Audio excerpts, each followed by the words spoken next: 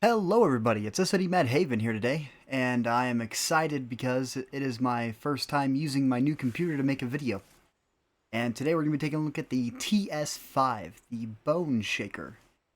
It is the reward for getting the additional package, Season Pass, so whenever you buy your Season Pass you can do the plus 25 levels. It also comes with this tank. I'd recommend to do that just to get the tank, because the TS-5 is monstrous tier 8. It's got some really high DPM. Now, first things first, let's take a look at the engine. Your top speed at 26, power to weight ratio at 12.5, horsepower overall at 750, reverse speed at 12. It's going to feel really sluggish, but you're not looking for the top speed of this vehicle. What you're looking for is the DPM this thing can throw out. So at a 9.5 second base reload, with a premium consumable, Coca-Cola for the Americans, a gun rammer, and a trained crew at 100% with Brothers in Arms, you can get your reload down to about 7.52 seconds.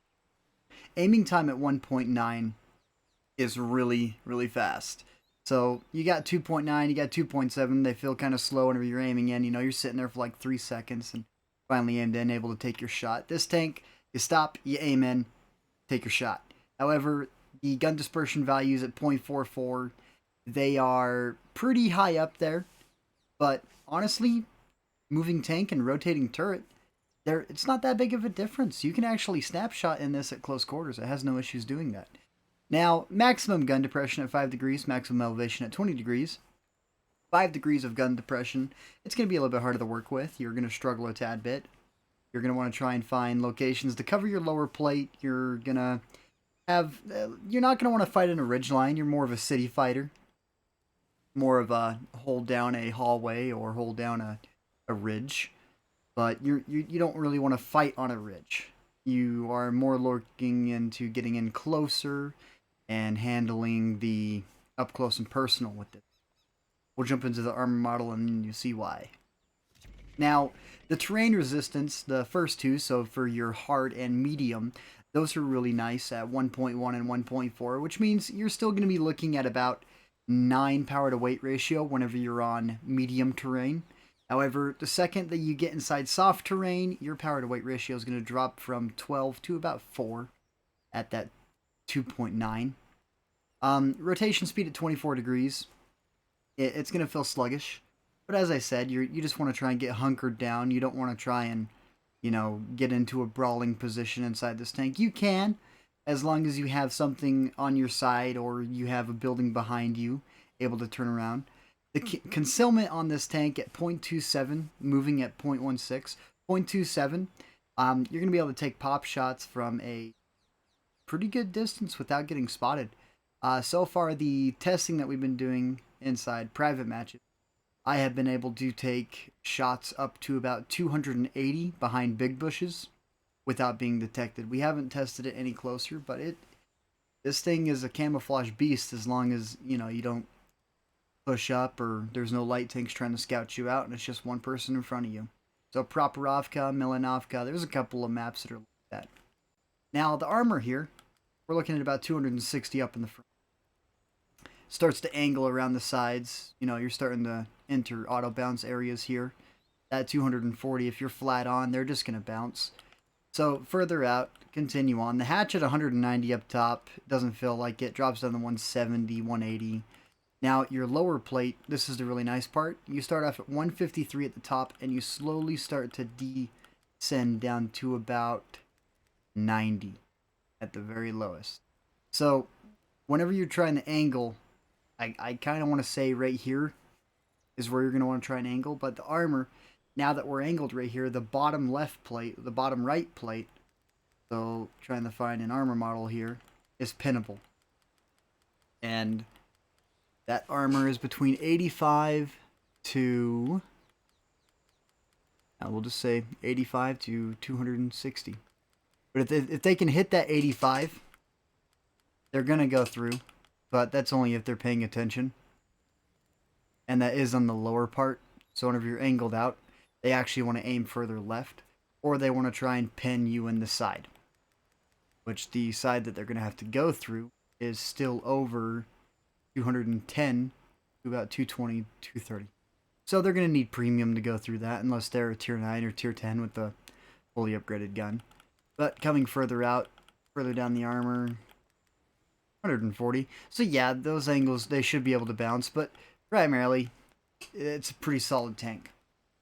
Now, the base penetration, you're looking at 248, premium at 300, 400 alpha, high explosives at 60 with a 515 output.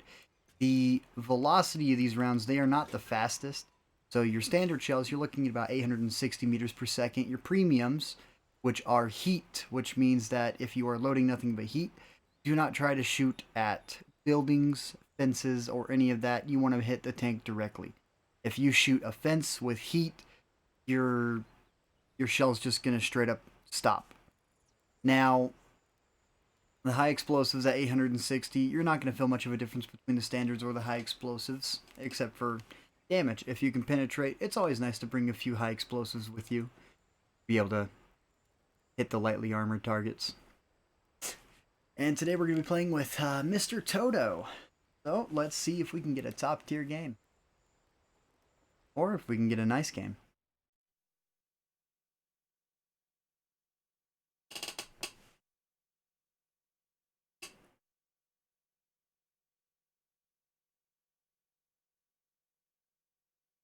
I am making this match around about 2 in the morning. Usually this time of night, you want to avoid playing lower tiers just because most of the people playing are playing their 10s.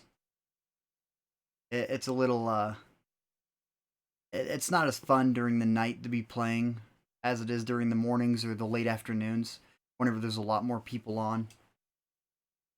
So like right now, it's almost a guaranteed we're going to be seeing 10s almost every single game throughout the entire night. It happens every single night. One of the biggest things that I think would help this out would be 1 up, 1 down. Just because 90% of the time I'm playing against 10s in my tier 8s and I work nights. So whenever I have a night off, I want to be able to play a top tier match. You know, at least 1 in every 4 games. But I never get it. I always end up as bottom tier or middle tier.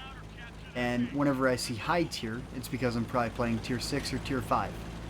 Or I'm playing a premium matchmaking like the IS-6, the Super Pershing, the WZ-111, the 112. And, you know, there's quite a few of them. Could sit here and name off a few more, but no point. Jump into that into another day.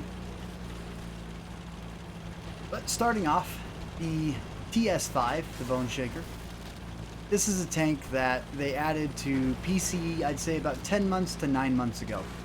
And I haven't seen much of a difference on console, except for maybe a 1-second difference in the reload. But even then, 7.52 is still an extremely fast reload, especially with 400 alpha. And the best comparison I can give would be the T11OE5 with its 258 standard pin and its 400 alpha. However, the quickest reload you can get on the OE5 is a 7.91. And the Bone Shaker is still out DPMing it. So, you know, getting a new computer and able to record in higher qualities and trying to learn how to edit, and sooner or later I'm going to be doing voiceovers rather than playing and talking, because that would help out a lot. Sit back, write out a script, and be like, ooh, hey, look, pretty. I gotta talk a little bit funny now. And take my time to make my video. So, I'm still looking for a program for video editing. I got a couple of guys that I've been talking to, but primarily I just have absolutely no clue what I'm doing.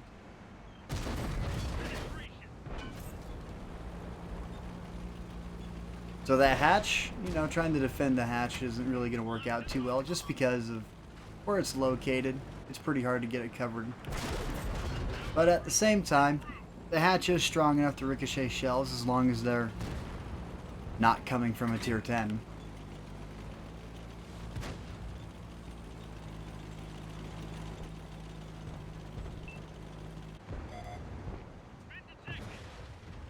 Now, what I want to jump into is I want to start getting into streaming. I want to try and go after, you know, bigger little group. And I don't know what days I might be doing it. I don't know if I want to dedicate my channel to World of Tanks or not, or, you know, play some Apex or Fortnite. Just kidding. Horrible. Let's not talk about that. But, you know, I might make a dedicated Minecraft channel. Just kidding. Let's not do that. So as you can see here, the armor's working out extremely well, even against the machine over there. But the machine, he's got about the same penetration as we do at 258, and his premium rounds are not the greatest. I mean, we're kind of just whiffing shells right now, just left and right with that .44 gun dispersion. But you know what? One of these shells is bound to hit him, and it's bound to make him a little angry. So, I'm just going to continue to welt him.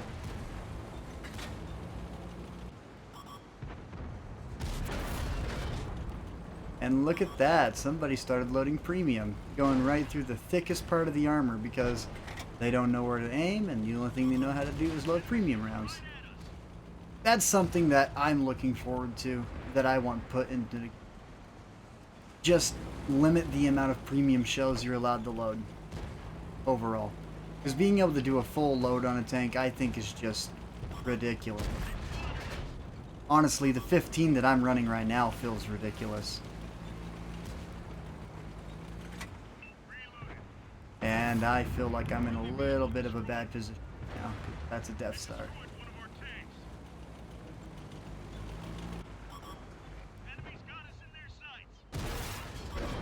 Oh. Shooting the barrel. See what we can do. Ooh, look at that. Fire.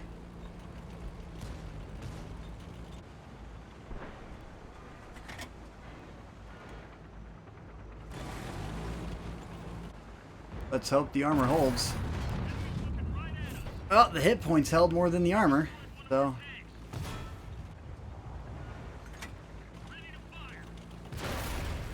And then the machine coming up behind us. You know, the TS-5, it's a pretty good tank. I'm struggling with it because it feels kind of jerky. But overall, it is a fantastic tank, you know.